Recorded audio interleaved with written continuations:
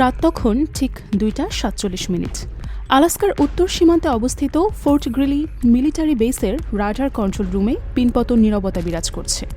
Sergeant Michael Henderson সে রাতে ডিউটিতে ছিলেন। গত 12 বছর ধরে তিনি রাডার স্ক্রিনের সামনেই বসে আছেন। কত শত রাত তিনি স্ক্রিনের দিকে চেয়ে কাটিয়েছেন তার হিসাব নেই, কিন্তু সে রাতটি ছিল অন্যরকম। সে রাতের পর তার জীবনে আর কখনো আগের মতো কিছু হয়নি। তার কথায় বলতে গেলে সে রাতের পর তিনি আর কখনো নিশ্চিন্তে ঘুমাতে পারেননি। রাডার স্ক্রিনে হঠাৎ করে 5টি ছোট ছোট লাল বিন্দু চলে উঠল, মাত্র 3 সেকেন্ডের জন্য। তারপর সেগুলো মিলিয়ে গেল, যেন কিছুই হয়নি, যেন আকাশে কেউ ছিলই না। হেন্ডারসন প্রথমে ভাবলেন হয়তো চোখের ভুল কিংবা যন্ত্রের কোনো গোলমাল, কিন্তু তার প্রশিক্ষিত চোখ তাকে বলছিল অন্য কথা। তার মেরুদণ্ড বেয়ে একটি ঠান্ডা স্রোত নেমে যায়। তিনি বুঝতে পারছিলেন কিছু একটা ভয়ঙ্কর ঘটে গেছে, কিন্তু কী ঘটেছে সেটা তখনও তার জানা ছিল না। পরবর্তী কয়েক ঘন্টায় যা ঘটল তা বিশ্ব সামরিক ইতিহাসে এক নতুন অধ্যায়ের সূচনা করল। পৃথিবীর বুকে যে দেশে নিজেদের আকাশ সীমাকে সবচেয়ে নিরাপদ এবং দুর্ভেদ্য বলে দাবি করে এসেছে, যাদের প্রতিরক্ষা ব্যবস্থা সম্পর্কে বলা হতো একটা মাছিও পারমিশন ছাড়া ঢুকতে পারে না, সে আমেরিকার সামরিক ঘাঁটির ঠিক মাথার উপর দিয়ে দাপট দেখিয়ে উড়ে গেল 5টি রহস্যময় যুদ্ধবিমান। এবং সবচেয়ে অপমানজনক ব্যাপার হলো, আমেরিকার শত শত বিলিয়ন ডলারের প্রতিরক্ষা ব্যবস্থা সে রাতে একদম বোবা হয়ে গিয়েছিল। এই খবরটি এখনও আনুষ্ঠানিকভাবে প্রকাশিত হয়নি। পেন্টাগন এই বিষয়ে সম্পূর্ণ নীরব।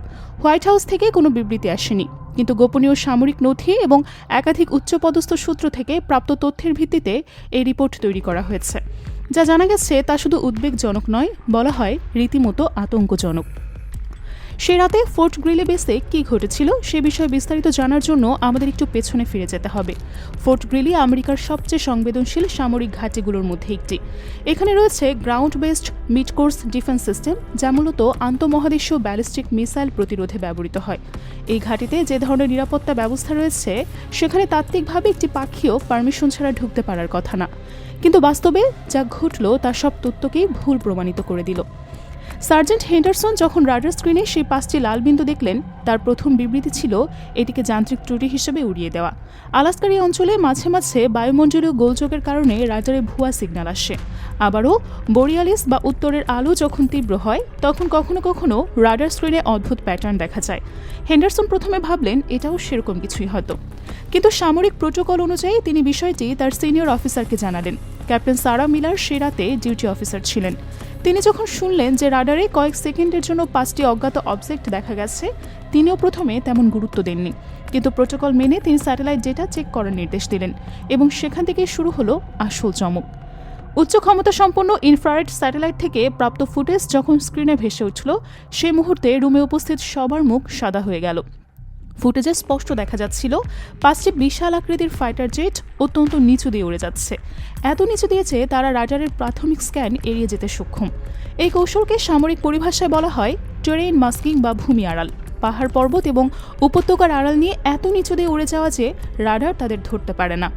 কিন্তু শুধু নিচ দিয়ে উড়লেই তো এত সংবেদনশীল আমেরিকার রাডার এড়ানো সম্ভব নয়। আমেরিকার এই অঞ্চলে মাল্টিপল লেয়ার রাডার সিস্টেম আছে। গ্রাউন্ড বেসড রাডার আছে, এয়ারবর্ন রাডার আছে, স্যাটেলাইট সার্ভেলেন্স আছে। কীভাবে 5টি জেট এত সব বাধা অতিক্রম করে সরাসরি সামরিক ঘাঁটির উপর চলে এলো? এই প্রশ্নের উত্তর খুঁজতে গিয়ে সামরিক বিশ্লেষকরা যা আবিষ্কার করলেন তা তাদের রাতের ঘুম কেড়ে নিল। ইনফ্রারেড ফুটেজ বিশ্লেষণ করলে দেখা গেল জোটগুলো থেকে এক ধরনের ইলেকট্রোম্যাগনেটিক পালস বের হচ্ছিল। এই পালস আশেপাশের সমস্ত রাডার সিগন্যালকে বিভ্রান্ত করে দিচ্ছিল। ফলে রাডার অপারেটররা স্ক্রিনে কিছুই দেখতে পাচ্ছিলেন না, যেন আকাশ একদম ফাঁকা, যেন সেখানে কোনো বিমানই নেই। এই প্রযুক্তিকে বলা হয় অ্যাক্টিভ ইলেকট্রনিক কাউন্টার মেজার, এবং এই প্রযুক্তি এতটাই অ্যাডভান্সড যে এতদিন আমেরিকা ভাবত এটা শুধু তাদের কাছেই আছে। কিন্তু সবচেয়ে বড় ধাক্কা তখনই এলো যখন জেটগুলো হাই রেজলিউশন ছবি বিশ্লেষণ করা হলো। জেটগুলোর গঠন দেখে প্রথমে মনে হচ্ছিল এগুলো চীনের কুখ্যাত জেসন 16জি ইলেকট্রনিক ওয়্যারফেয়ার জোট। চীন এই জোট তৈরি করেছে আমেরিকার গ্রোলার ইও-18জি এর প্রতিদ্বন্দ্বী হিসেবে। এই জেটের প্রধান কাজ শত্রুর রাডার এবং কমিউনিকেশন সিস্টেমকে অচল করে দেওয়া, কিন্তু এই জেটগুলো চীনের কোনো চিহ্নই ছিল না। ছবিটা আরও বিশ্লেষণ করলে দেখা গেল জোটগুলো ফিউজলেস বা মূল বডিতে ফার্সি হরফে কিছু লেখা আছে। ভাষা বিশেষজ্ঞদের কাছে পাঠানো হলে তারা জানালেন লেখাটি হলো আইতারল কিতালস সাবা, বাংলায় অর্থ ছায়া যুদ্ধ বিমান। এই মুহূর্তে সবার বুকে একটা ঠান্ডা স্রোত বয়ে গেল। এই জেটগুলো ইরানের।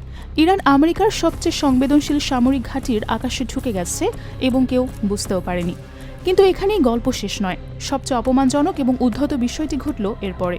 জেটগুলো যখন তাদের মিশন শেষ করে উত্তর আটলান্টিকের দিকে ফিরে যাচ্ছিল, তখন তারা ইচ্ছাকৃতভাবে নিজেদের রাডারে দৃশ্যমান করে তুলল। কয়েক সেকেন্ডের জন্য তারা নিজেদের জ্যামিং সিস্টেম বন্ধ করে দিল। ফলে আমেরিকান রাডার তাদের ধরতে পারল।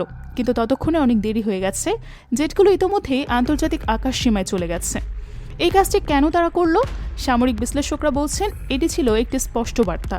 ইরান আমেরিকাকে বলতে চাইছিল যে আমরা এসেছিলাম, আমরা তোমাদের সবচেয়ে গোপন ঘাঁটির উপর দিয়ে উড়ে গেলাম এবং তোমরা কিছুই করতে পারলে না। এই সাহস এবং এই উদ্ধতা ইরান আগে কখনো দেখায়নি। এর মানে হলো ইরান এখন এমন কিছু পেয়েছে যা তাদের এতটা আত্মবিশ্বাসী করে তুলেছে। এই ঘটনার পর পেন্টাগনে জরুরি বৈঠক বসল। জয়েন্ট চিফস অফ স্টাফ থেকে শুরু করে সিআইএ, এনএসএ সব গোয়েন্দা সংস্থার শীর্ষ কর্তারা একত্রিত হলেন।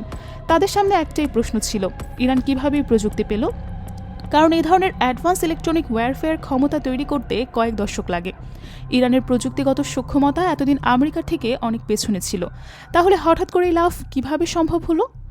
উত্তর খুঁজতে গিয়ে গোয়েন্দারা অতীতের কিছু ঘটনার সংযোগ স্থাপন করতে শুরু করলেন এবং সেখান থেকে যা বেরিয়ে এলো তা পশ্চিমা বিশ্বের জন্য এক ভয়াবহ বাস্তবতা উন্মোচন করল।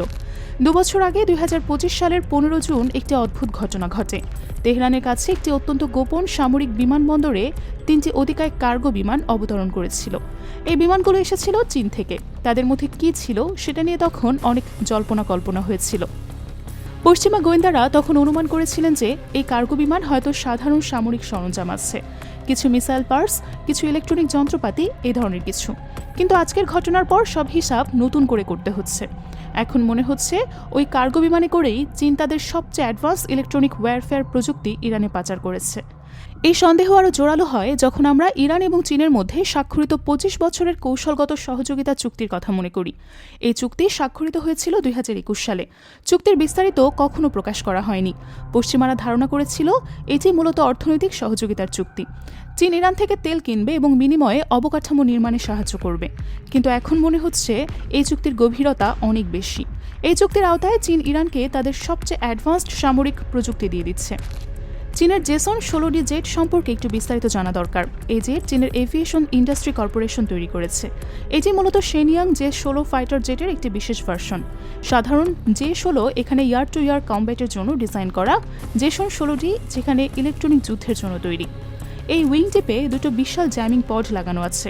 এই পডগুলো থেকে যে ইলেকট্রোম্যাগনেটিক পালস বের হয় তা শত্রুর রাডার, কমিউনিকেশন, এমনকি মিসাইল গাইডেন্স সিস্টেমকে সম্পূর্ণ অচল করে দিতে পারে। কিন্তু ইরানের ছায়া যুদ্ধ বিমান মূল চীন ভার্সন থেকে আলাদা বলে জানা যাচ্ছে। পেন্টাগনের প্রাথমিক বিশ্লেষণ বলছে ইরান চীনা প্রযুক্তি হুবহু ব্যবহার করেনি, তারা নিজেদের মতো করে এটিকে মডিফাই করেছে। জেটের ইঞ্জিনে পরিবর্তন এনেছে, জ্যামিং সিস্টেমকে আরও শক্তিশালী করেছে এবং সবচেয়ে গুরুত্বপূর্ণ বিষয় হলো তারা এই জেটের স্টেলথ ক্যাপাবিলিটি বাড়িয়ে দিয়েছে।